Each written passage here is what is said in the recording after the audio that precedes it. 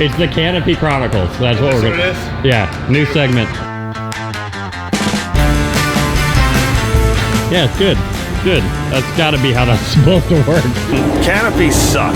The wind sucked. The canopies suck. Look at the whole thing. Can you just throw it out already? Daytona. We're here. The vibe is like nothing you'll ever experience at a motocross event ever, in my opinion. I've already got 4 compliments on my hair, 2 compliments on my t-shirt, and AMA didn't believe in me enough, so they put me in B group. A lot of history, right, has happened like in these very garages that we're standing in, and as a motorsports fan in general, that's super cool for me. It's Daytona naturally, for some reason, is just way more laid back. I mean, I guess until the lights go down and then it gets real serious with it. What do I do here? Help. You get off the gate for one with the starter. Okay. My dad texted me and he said, gate's dropping on 3, just go. He's like, what do you have to lose? And I was like, sure, I'll try it. And I hit it. Oh, you're only off by like a second and a half. Davey Millsaps, ladies and gentlemen. It was awesome. That was absolutely awesome. You can go quad over. Yeah, then you probably land in the corner if you're going so fast. That's all right. Okay, just jump this right into the man-made braking bumps. You don't want to do that first one. You don't want to land on top of it.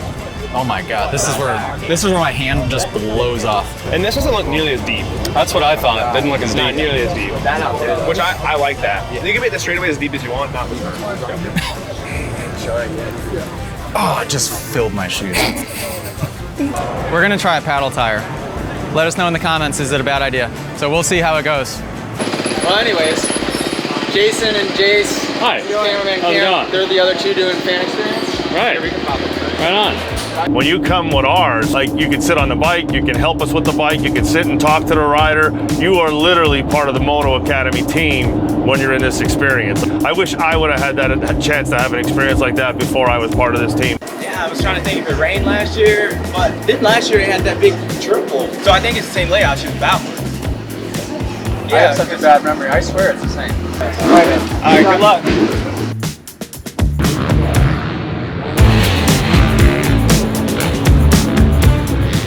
Track was the same. Never in the history of me racing Supercross had we had a repeat track. Free practice, I think I felt great and everything went well. And the bike was still fine. Yeah, we're good. We're gonna make a gear change here, I think. We're all right. Sand tire. Gone. Gone, thank God. 52 3-year sprocket. We went down from a 51 to a 50. I was running out of gear everywhere. More speed. We need more speed. More speed. And then 3, did you do the clickers? We did 4 clicks stiffer on the front forks. Okay, I don't believe you. Are you sure you remember? Oh, 100%. Okay.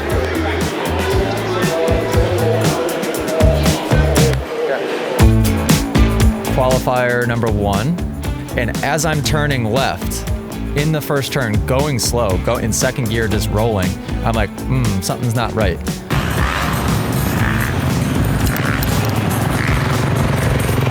Something felt weird. I thought for sure it was just flat. Just feel it out. Okay.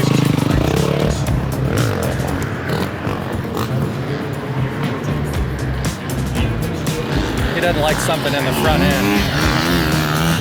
And then I start riding, and I'm just like, oh my God, everything is bound up. It's like my suspension doesn't feel stiff, doesn't feel soft. It's like it's literally just not working in the front. And it was making it so difficult to turn. Every time I would jump, the front end would like go out on me. Hitting the whoops was terrifying. Oh, we got a red flag, red flag, red flag. Maybe I can fix it real quick.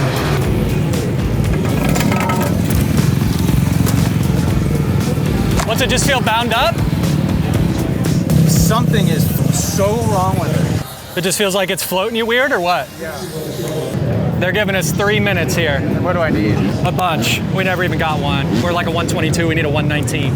I told him we need a 119. He crawled all over this thing, couldn't find nothing wrong with it. Those forks just came off my practice bike, and I'm like, oh, what could possibly be wrong with these things? They're fine in free practice, and immediately I'm like, oh wow, the day's gonna be toast because we're not gonna have a way to fix these. I'm pretty furious at this point.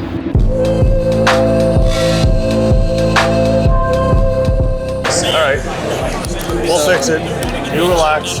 And remember, we're only here for one reason, have fun, okay? And you get pissed off at yourself, you're not having fun. We'll get the bike perfect. The frustrating part is that I'm feeling good. Like I'm just ready to go, and I felt like I could have ridden that track really fast. And to just have a bike that wasn't working, I'm like, oh, come on, what the heck? So what we found was the hole shot device was catching on this and binding the front end up. So now we got rid of that hole shot device. We're gonna put a smaller one on, lower it, and then we're gonna put a new fork guard on. There's not enough time in between first time qualifier and second, so then I go back out for second time qualifier. At this point, what did we try? He loosened up everything on the front end and put a different front wheel on with a different front brake rotor and different front brake pads. So basically assessed every other issue with the front end, which I think was the right first step. Then at that point, it's like, okay, if this doesn't fix it, then we know something internal is going on because we've done everything else. So I go out there in second time qualifier, immediately know something's wrong, got another red cross flag or another red flag, and it restarts. So we go back to the start straight after 3 minutes or whatever it was. And I'm like, well, just furious again because I'm like, all right, still an issue. So I get a lap that's okay based on what the bike was. I think qualified 17th. But then the scramble begins of like, how are we gonna fix this thing? I'm gonna go over and ask Dazzy, see if there's anything Team Honda can do, like opening the forks up and seeing what's wrong internally, but there's gotta be a broken part on the inside of those forks. You have reached Steve Ross at Factory Connection. I am presently unavailable to take your call. Your call is important to me. Please leave your name, phone number, and best time to reach you. I will return your call as soon as possible. Tell him you're AJ Catanzaro's servant. And to just see what's wrong with him. Does he have like your freshen phone up, number or something? Well, yeah, there's got to be something broken in him. You sure you don't mind doing that? Oh, that's right there. I know what it Okay, is. thank you. Huge shout out to Factory Connection.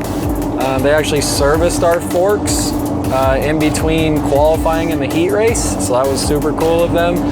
But really didn't find anything, so we kind of chased that problem around all day. All I know is now I get this new setup on my bike and it's heat race time.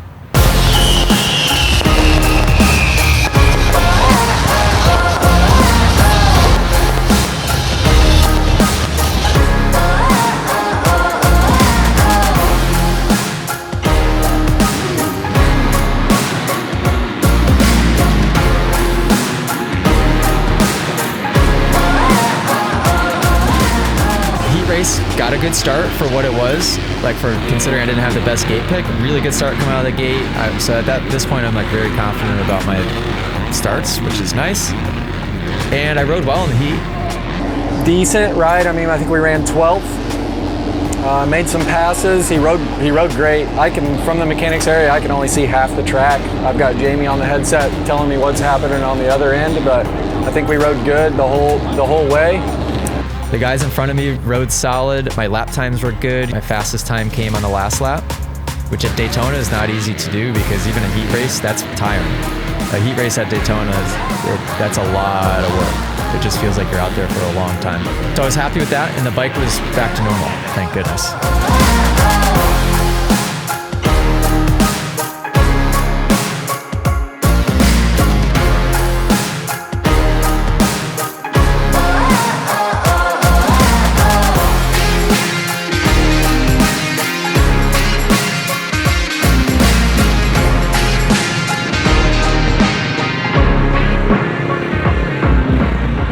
I had a good moment on the start of the LCQ. I don't know if there was a song playing or what, but it made me. I was looking up at the crowd and looking around, and I just had like a real, I just had like a moment of gratitude for 10, 15 seconds, and it completely changed the way that I felt sitting on the line in a very, very good way.